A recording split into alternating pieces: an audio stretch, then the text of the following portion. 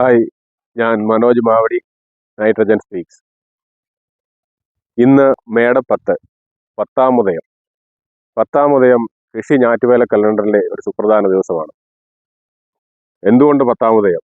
പത്താമുദയത്തിന് വിത്ത് നട്ടാൽ 10 ഇരട്ടി വിളവ് എന്നാണ് പഴമക്കാർ പറയുന്നത്. പത്താമുദയത്തിൽ വിത്ത് നട്ടാൽ എന്തുകൊണ്ട് 10 ഇരട്ടി വിളവ് എന്ന് ചോദിച്ചാൽ, പത്താമുദയത്തിന് ശേഷം, അതായത് മേടത്തിന് ശേഷം ചൂട് കാലാവസ്ഥ മാറി കാലാവസ്ഥ തണുത്ത കാലാവസ്ഥയിലേക്ക് മാറുകയും ഇടവപ്പാതിയോടുകൂടി കാലവർഷം ആരംഭിക്കുകയും ചെയ്യും.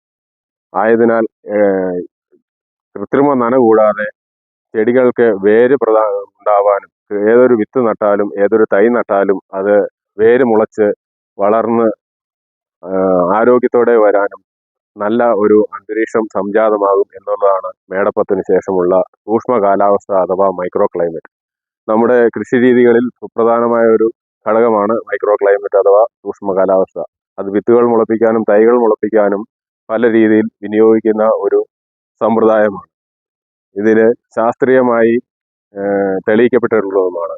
ആയതിനാൽ മേടപ്പത്തിന് വിത്ത് നട്ട് തൈ നട്ട് കൃഷിയിലേക്ക് പ്രവേശിക്കാൻ എൻ്റെ എല്ലാ കർഷക സുഹൃത്തുക്കൾക്കും ഒരു കാർഷിക ആശംസകൾ.